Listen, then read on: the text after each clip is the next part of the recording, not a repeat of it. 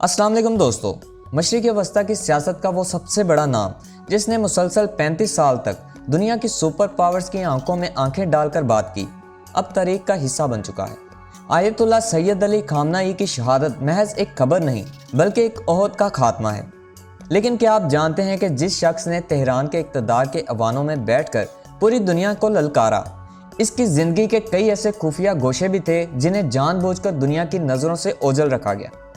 आखिर वो कौन सी आहनी मुज़ाहमत थी जिसने ईरान के गिर्द एक ऐसी दीवार खड़ी कर दी जिसे गिराना मगरिब के लिए आज भी एक अधूरा ख्वाब है। 35 साला पाबंदियाँ, आलमी साजिशें और जंगी हालात, इन सब के बावजूद खामनाई ने ईरान को टूटने से कैसे बचाए रखा। और सबसे बड़ा सवाल जो आलमी मुबस्सिर के जहन में है कि क्या खामनाई का बाब बंद होते ही ईरान का शिराजा बिखर जाएगा या फिर तेहरान के उफक पर कोई नया चेहरा नमूदार होकर दुनिया को एक बार फिर हैरान करने वाला है।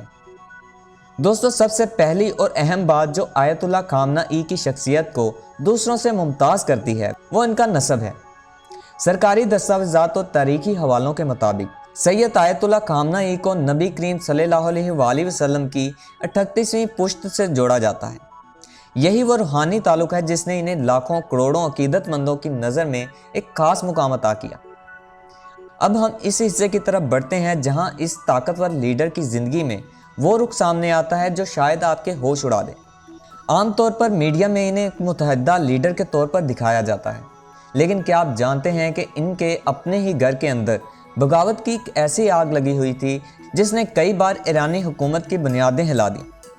इनकी सकीब बहन बदर खामनाई जो इनके साथ एक ही घर में पली बढ़ी, लेकिन फिर वक्त आया जब इस बहन ने अपने ही भाई को जालिम करार देकर इनके खिलाफ अलमे बगावत बुलंद कर दिया।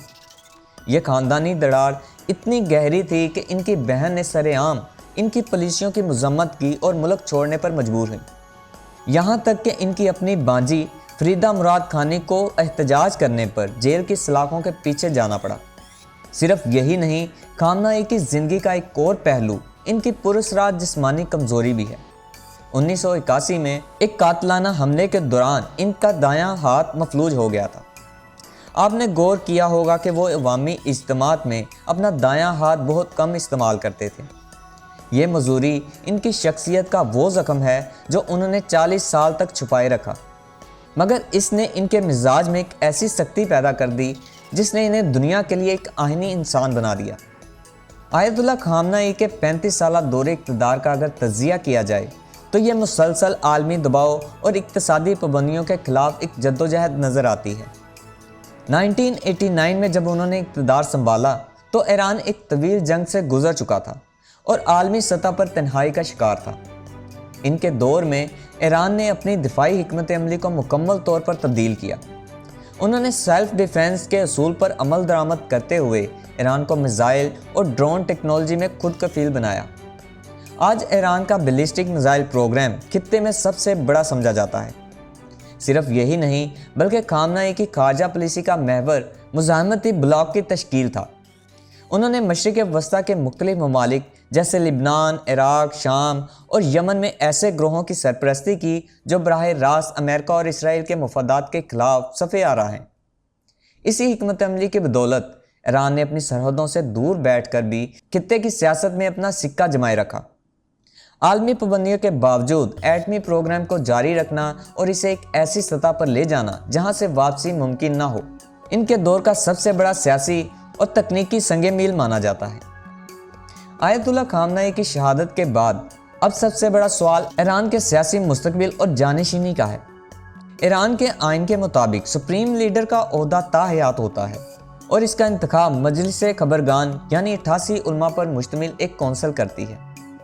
माहिरीन सियासत के मुताबिक खामनाई के बाद ईरान की क़यादत संभालना एक कठिन मरहला होगा। इस वक्त दो तरह के नज़रियात सामने आ रहे हैं।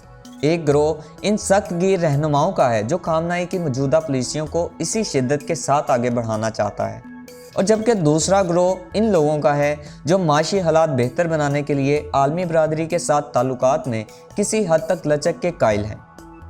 इस मुंतकिली के अमल में पाकिस्तानी इनकलाब का किरदार भी नहायत अहम होगा।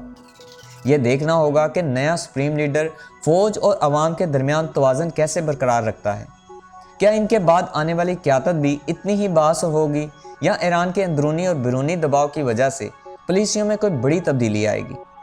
یہ وہ سوالات ہیں جن پر اس وقت پوری دنیا میں بحث جاری ہے۔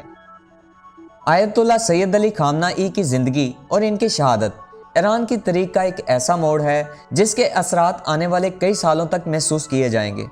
انہوں نے ایک ایسے نظام کی قیادت کی جو مکمل طور پر ان کی شخصیت اور نظریات کے گرد گھومتا تھا۔ دوستو، آپ کے خیال میں خامنہ ای کی غیر موجودگی میں ایران کا دفاعی اور سیاسی مستقبل کیا ہوگا؟ کیا ایران اپنی موجودہ پالیسیوں پر قائم رہ پائے گا؟ اپنی رائے کمنٹ سیکشن میں ضرور لکھیں۔ اگر آپ کو یہ ویڈیو پسند آئی ہو تو اسے لائک کریں اور ہمارے چینل کو سبسکرائب کریں۔ ملتے ہیں اگلی ویڈیو میں، تب تک کے لیے اللہ حافظ۔